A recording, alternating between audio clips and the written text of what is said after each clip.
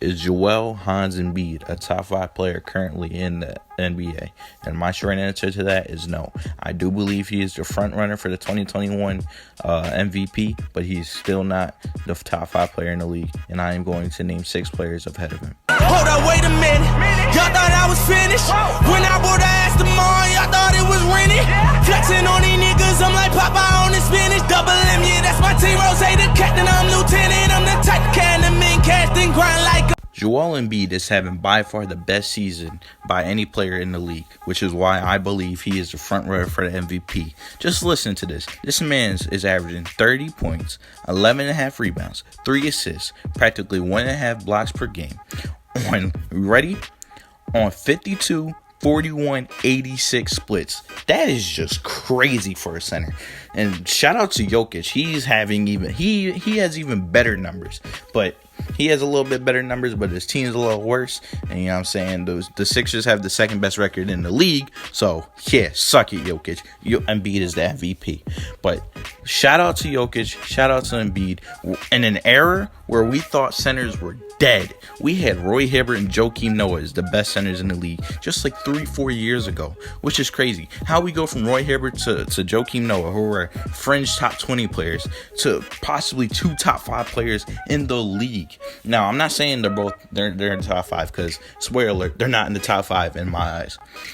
So let's get to the top 5. Number 1, I have King James. Of course, LeBron is still the best player in the league. Can't tell me otherwise, bro. If you think KD is the best player in the league, I probably will fight you on that, but it's not too outlandish to say. But I still got King James number 1, defending champion. You know, LeBron's just that dude. Number 2, I just spoke of his name, KD. KD, what a story, man. He goes from tearing his Achilles, takes 2 years off. This man is 32 years old, comes back and still is the killer we all know him to be. Shout out to KD. This man is still a beast and is still the second best player in the league. Number 3, I have Steph Curry. Shout out to Curry, carrying the bum ass Warriors on his back right now. Got them at the 7th seed. Listen, y'all don't understand the weight Curry is carrying right now. That Warriors team is terrible. Flat out terrible. Kelly Oubre, Andrew Wiggins, Draymond Green, and James Wiseman shouldn't be anywhere near the playoffs in the West. Bro, if this was the East, it would be kind of understandable. But let me just say this lineup again. Steph Curry, okay. Andrew Wiggins, Kelly Oubre, Draymond Green, and James Wiseman. This same team, excluding Kelly Oubre, was the worst team in the league last year. They had the same, and James Wiseman, but James Wiseman's not that much of a difference. I mean, he can be, James Wiseman's alright. He's also missed a lot of time this year. You gotta put that into the fact. But this same team, excluding Oubre and James Wiseman, was the worst team in the league last year. And even if they had those 2 last year, they would still be the worst team in the league. Like, Steph Curry, this man's been carrying. And for people saying, what about Kawhi? Kawhi should be the best. First off, this man's is a choker. He blew a 3-1 lead. That should exclude him from the top 10, but spoiler alert, he's number 4. But even before that, he won the championship 2 years ago. Even though I wouldn't say he carried the Raptors. That Raptors team was loaded, and he still almost lost to my Sixers. I mean, Kawhi, I love Kawhi, but I'm taking Curry over Kawhi any day of the week. Kawhi's defense is not what it used to be, so shut up with that whole Kawhi plays defense. Man, Curry draws literally 5 people on him, and he can shoot from half court, so yeah, Curry over Kawhi. And for number 5, I got Giannis Antetokounmpo. That's still the best player in the East. I know a lot of people try to say, his playoff woes. Giannis so overrated. He's not overrated. He's a 2-time MVP. He is a defense player of the year for a reason. This man gets buckets whenever and however he wants. It's just playoff basketball. Playoff basketball is a different animal. Plus, he has Mike Budenholzer, who is the most overrated coach of all time. Mike Budenholzer is terrible. He's the Doc Rivers of the Eastern Conference, even though Doc Rivers is on the East. But I'm talking about when Doc was on the West, you know what I'm saying? Yeah, you get what I'm saying. Budenholzer was terrible. Eric Bledsoe was the choker. Chris Middleton's cool. he's not supposed to be a second option on a championship team, and neither is Drew Holiday. Giannis is out here with 2 third options of Brook Lopez. You know what I'm saying? And when Giannis gets shut down, he needs a shot creator. Hopefully Drew Holiday can be that guy, because Bledsoe was not. So hopefully Holiday can, you know what I'm saying, help Giannis out. I wouldn't be mad to see Milwaukee in the championship. It pains me to see Giannis out here struggling. You know what I'm saying? I love to see Giannis play. Giannis is the modern day Shaq. You know what I'm saying? As an aggressiveness. I'm not saying he is Shaquille O'Neal, but I love Giannis, and I still think he's the 5th best player in the league. And at number 6, I have James Harden. All right, James Harden, you could say, is possibly the greatest scorer in the modern era, even over the late great Kobe Bean Bryant. Me personally, I'm taking Kobe over Harden anytime. That killer will can't be stopped. And the game is a lot easier now with all these. You can literally twerk your way into fouls. You know what I'm saying? Someone could trip from like 30 feet to the left. You just gotta freaking twerk your way to the left, and you know what I'm saying? You can draw a foul. Fouls are so, the refs are terrible this year. But that's a side tangent, which I might make a video on the damn refs, you know what I'm saying? But Harden, number 6. This man is just like Giannis, has playoff woes, but he cannot be stopped. This man's, his offense, he should also have 2 MVPs. He should have won it over Russ. He had the same numbers as Russ, but he was the number 1 seed. Russ just averaged, I think Harden was damn near close to a triple-double his damn self. I think Harden was like 1 or 2 rebounds off of a triple-double. You know what I'm saying? Russ barely had better numbers than him that year. But that's another side tangent. So I'm going to digress from that.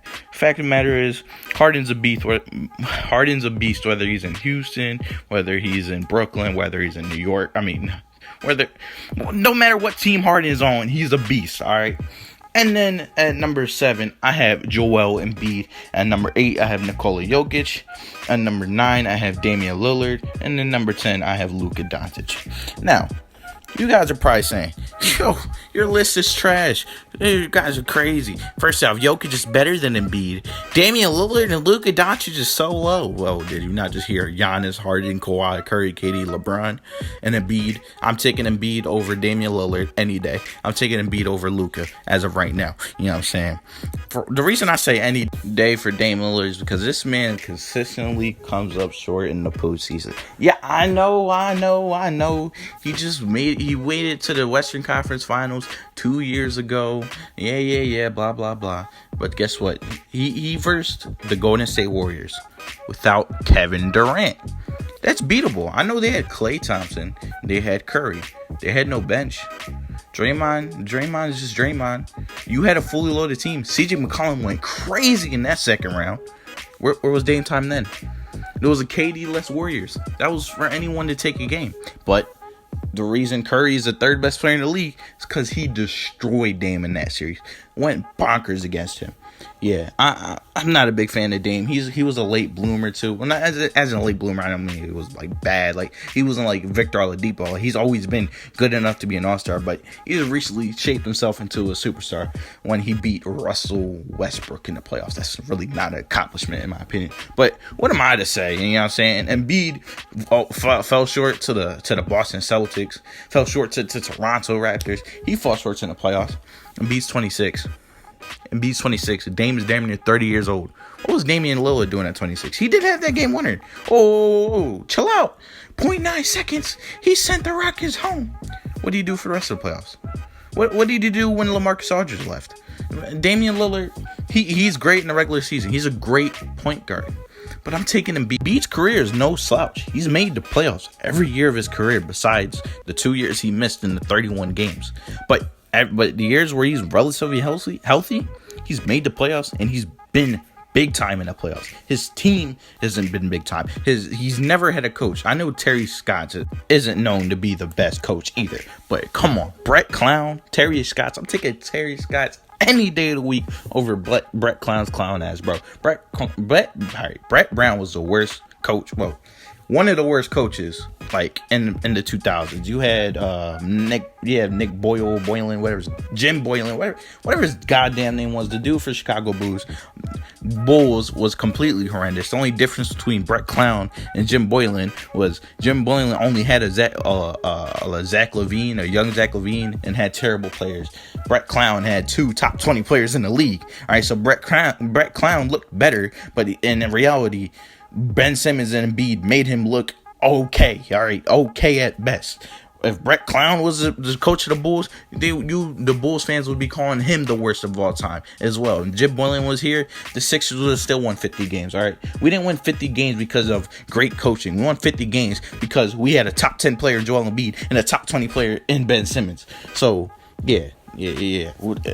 Embiid's never had a really good coach besides Doc Rivers this year. He's never really had a good roster. I mean, he's had a balanced roster. He's had J.J. Redick, Marco Bellinelli, Ilyasova, young Robert Covington, who was like the most inconsistent three-point shooter. You know what I'm saying? He had good defense, but really, J.J. Redick, Ilyasova, Bart Bellinelli, and then who would he have backup center? Greg Monroe. Like, Joel Embiid's never had a good bench, ever. Ben Simmons is always his number 2, and Ben Simmons always comes up short in the playoffs. It's always Embiid carrying the load. So, spare me with that, with this Damian Lillard nonsense. Damian Lillard is still a great player, but I'm taking Embiid any day of the week over Damian Lillard. So, there's my Damian Lillard rant for the day. Luka Doncic, he has tremendous upside, amazing upside, but I'm taking Embiid over Luka right now. And then Jokic. I'm not even getting into the debate. If you want Jokic over Embiid, fine. Not getting into that. That's literally irreversible. You can say Jokic is better. You can say Embiid is better. I'm not even going to bother. I'm not even going to bother arguing that. You could say, oh, Jokic, you see what he did in the playoffs? Came back from 2-3-1 leads. Yeah, because Jamal Murray was damn near averaging 100 points per game down there. Michael Porter Jr. was going off. He has a great coach. You know what I'm saying? He has depth. He had bench to him. You know what I'm saying? Monte Morris and them boys. Will Barton. He's had great role players. You know what Embiid had last year in the playoffs? He had Houdini Harris. He had Furkan Korkmaz. Al Horford. Freaking...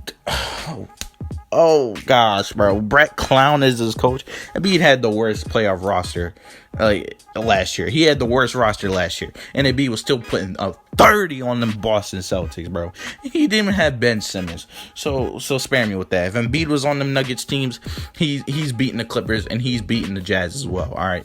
But that's not to take anything away from Jokic. Jokic is still a beast. And if you got Jokic over Embiid, I'm not crying about it. It is what it is. And my Harden and Giannis takes, I still got them over Embiid because Harden is one of the greatest scorers of all time. Giannis, that dude, 2-time MVP, Defensive Player of the Year. He has his motor running all the time. He's more reliable than Embiid. And in the playoffs, I'm taking Embiid over Giannis in the playoffs. But I'm calculating every single thing. And so far in Giannis's, he's already done what Embiid's doing this year. He's already averaged 30 and 11. He's already won 2 MVPs. He's already won Defensive Player of the Year. I don't need to explain why Giannis is still a top 5 player and why people are still sleeping on him. Dude's got everyone over him. But as I said, Jokic and Embiid are switchable. If you want to put Embiid over Giannis, I'm not doing it. I'm putting Giannis over Harden, honestly. They both had playoff woes. Harden's always had the better team, and he has a better coach in D'Antoni. So that's all I got for today. Embiid is the 7th best player or 8th best player in the league, depending on your take with that. But of course, this is just my opinion. That's all I have for today, folks. Comment your top 10 lists in the comments. I'm out. Peace. Yo.